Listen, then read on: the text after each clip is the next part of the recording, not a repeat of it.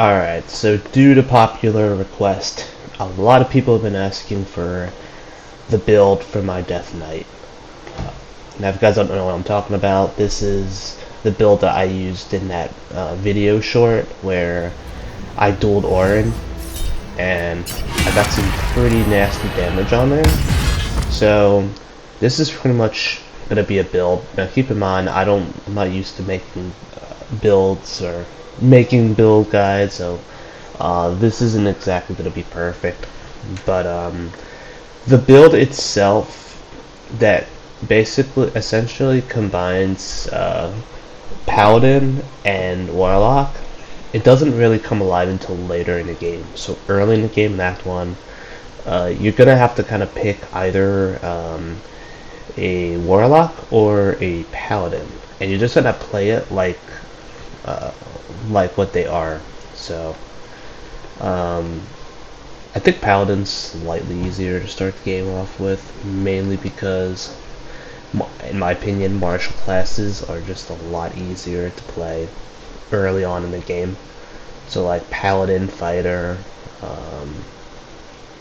those kind of classes, they do pretty well. Doesn't really matter what oath you pick, because I think if you're gonna pick an oath, I would say maybe Oath of Vengeance might be good, just because of Vow of Emninity, which gives you advantage on attacks. I think that's pretty good.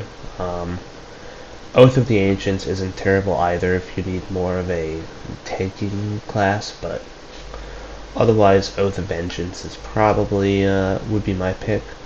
But in my Deathknight, I did go Oathbreaker, because I just think that fits the Deathknight theme a little bit more. But I don't think it really matters too much if you just care about the gameplay itself.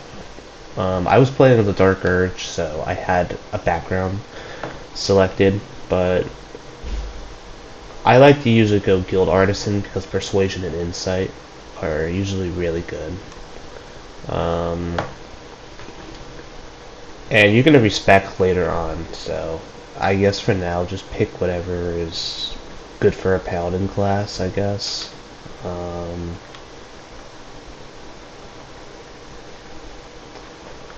I'd say probably 14 charisma, I think 14 constitution, 12, 14 charisma, 16 dexterity or strength, or I guess 17 strength if you're going for the hair.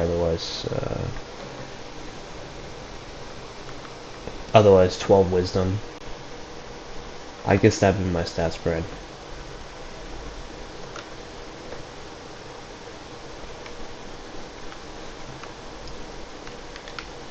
And yeah, and essentially you just play like that class, whatever, until you get to like Act 3. Or you get to like level 8. So this is pretty much what the final build looks like. I would recommend first leveling Paladin to 7 first. This way you can get the aura of protection, as well as, I guess, aura of hate. That's what I would do. Aura of hate will let you do more damage. Also, if you have undead, which I guess would makes sense considering this is a Deathknight build, so you're pretty much resurrecting undead. They do a little bit of extra damage too. But yeah, this is Oathbreaker, so this is pretty much what you get when you're Oathbreaker. You get things like Spiteful Suffering, which is okay, not the best in my opinion. I think Valve and Emninity is better, but you know, but you also get like Dreadful Aspect, which is pretty good. Control Undead, which has its uses, and you can even bring back undead as well with a certain spell. I think it's been a while since I've last touched this character, so. At least there should be an ability that lets you bring back undead. Maybe that's level 8 Oathbreaker, and I'm only level 7, so Alright, so basically you don't have the ability to resurrect undead, because I think you have to be like level 8 or higher to get that ability. So if you go level 8 you probably could, but that's not what this build's about.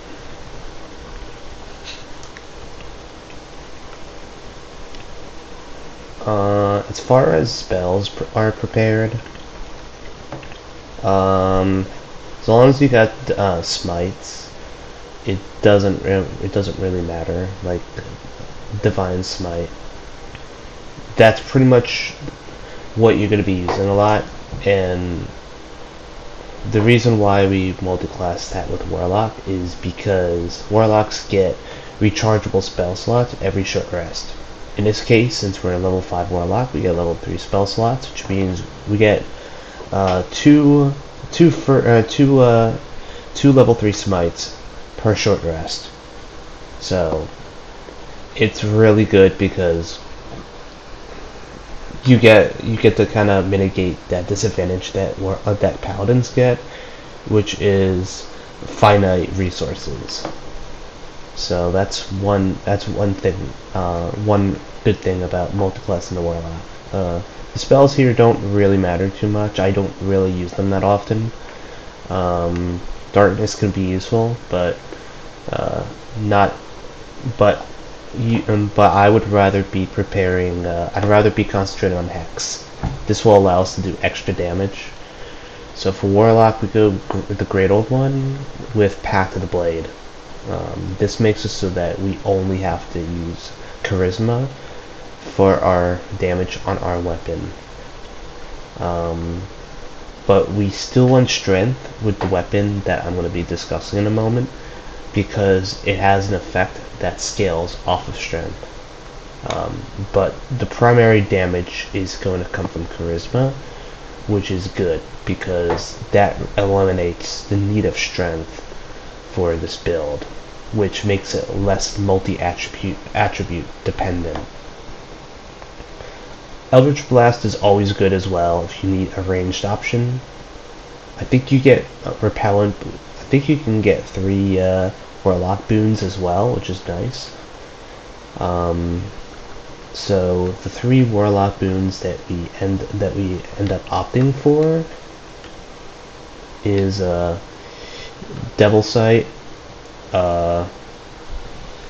Agonizing Blast, and then Repelling Blast. This makes it so that we can reposition enemies with Repelling Blast, make it so that the damage on Eldritch Blast scales with Charisma, and be able to see in darkness. So these are the spells I have prepared. Darkness, you probably don't need it because you get Darkness with Oathbreaker, Paladin. But yeah, I like Counterspell, and Hunger of Hadar is really good. So these are the spell choices I went with. The 2 level 1s I like is Hex and Shield of Agathis, but the 3rd one's optional. I just went with Arms of Hadar because it fits the theme of a Deathknight in my opinion, but you can kind of pick whatever you want if you don't like that. As far as items themselves go, I have Ceravoc's Horn helmet. I like this because it makes it so that you don't need as high as a number to crit, which makes you crit more often. As you can see in that video, the more often you crit, the more damage you do. Cloak of Displacement, I like this one because it makes it harder to hit. Disintegrating Nightwalkers, I like this one because it makes it so that you're pretty much immune to all like slippery and sticky effects, which is nice, and you get a free Misty Step, which is really good. Helldusk Armor, you get that like at the House of Hope, but it has really high AC. You get to fly once per day, and you have higher success at saving throws, and you have fire resistance, which is really good. Spell My Gloves is really good because this scales with smites really well, so you get the benefits without the penalty. And then I have these rings on, so as long as you're concentrating on a spell, you get extra psychic damage, which most enemies are not resistant to, and then you get this one, so you kill somebody, and once per day you kill somebody, you get a free critical strike on your next attack. Combine that with Luck of the Realms, Illithid power, and you basically get 2 free crits per day, which is really good. And then I have Amulet of Greater Health, just so I can have a higher concentration saves on Hex. And then I have this bow, the Deadshot, equipped, because this, even if you're not using it, as long as you have it equipped, you still get the effect of reducing crit chances, or increasing crit chances. So I like this. And then the weapon I chose was Balduran's Giant Slayer. This is the weapon I used in that video. So you get to go into giant form, which is really nice. Do that every short rest, and it's better than the Enlarge spell as well. You get really good abilities, and if you're attacking larger size opponents, you get bonus damage that scales with strength, which is why I usually just consume a potion of Hill Giant Strength to kind of get the which is why you see 27 strength on my build right now.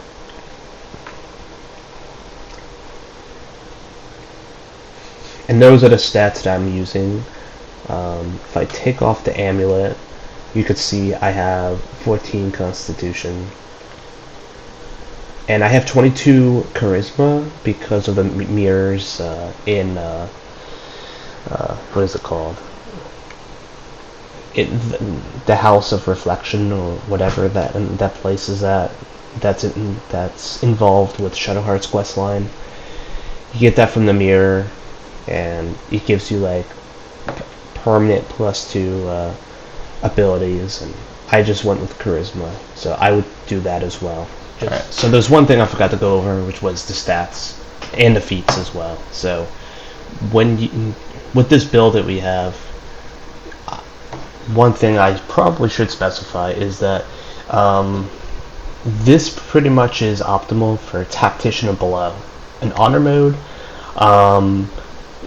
how extra attacks work is you can only get one additional source of extra attack, and that's pretty much it. So the reason why we have level 5 Warlock here is so we can get Deep Impact, which allows you to have an extra attack, and then when you have that stacked with another extra attack from Paladin, you basically get 2 additional attacks in addition to your regular 1 attack that you get. So that's 3 additional attacks. And then when you have haste, it doubles, so you get 6 attacks in 1 turn, which is insane. In Honor mode, it doesn't work that way. In Honor mode, you cannot combine Deep Impact and extra from Warlock and extra attack from Paladin. You still only have 2 attacks. So if that's the case, you're better off having 4 levels in Warlock, so you can still have Pact of the Blade, but you'll obviously be sacrificing Hunger of Hadar, and I think you'll also be sacrificing level 3 spell slots as well. So kind of sucks there, but the upside is you can get level 8 Paladin, and you'll get an extra feat. So you'll have 1 or more additional feat. You'll get 3 feats instead of 2, which is still pretty good.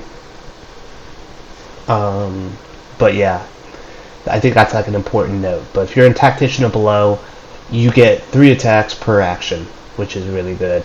So that's just something to keep in mind here. Stat wise, we get these are the stats. I think I have like 10 strength. I only have 27 because of the Potion of Hill Giant Strength. I don't have any other saves on this character. This is the only save I have at this time. But yeah. One thing I would say, if you have Ethel's hair, make it, and you can respec before you break your oath, of course. Otherwise, you have to pay 1,000 or 2,000 or 10,000 gold to to unbreak your oath so that you can respec. I would have +2 in charisma, and then I would have +1 in. I would say I would have +1 Constitution. Try to push for 16 Constitution, but I guess it doesn't matter when you have the amulet. And then you could just rely on Hill Giant Strength potions, or if you don't want to do that, just have 16 Strength, and that should be fine as well. Just so you can still have the benefits of athleticism, pushing enemies, and also jump distance. So it works there too. But yeah, and then use Ethel's Hair to get 18 charisma, and then use the mirror to get 20 charisma. You don't only have 20. You'll have 20 instead of 22, but honestly, I don't think it's much of a difference. And then the 2 feats you want to get is Great Weapon Fighting and Savage Attack. Savage Attack, because the more damage sources you have, it's always going to pick.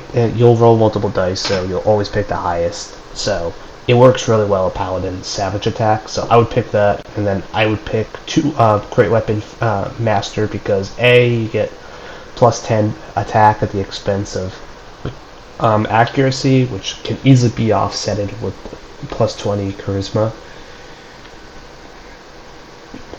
And also, if you kill an enemy or you get a critical strike, which you'll be getting quite often with this build, you get 1 more additional attack using a bonus action, which is really good. So you could possibly get 4 attacks in 1 turn, assuming you're in Tactician or below. So I just wanted to put that out there. Those are the 2 feats you'll be getting if you are playing level 8 Paladin, level 4 Warlock, because you're in honor mode.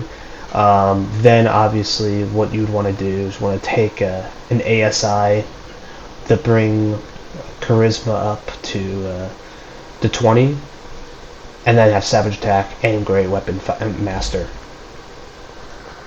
That way you can have 22 charisma at the end of the game, and that will heavily offset the penalty from Great Weapon Master, and then you'll still hit really hard. So it's still a really good build in honor mode, you just won't have as many attacks. So I just wanted to make that clarification there.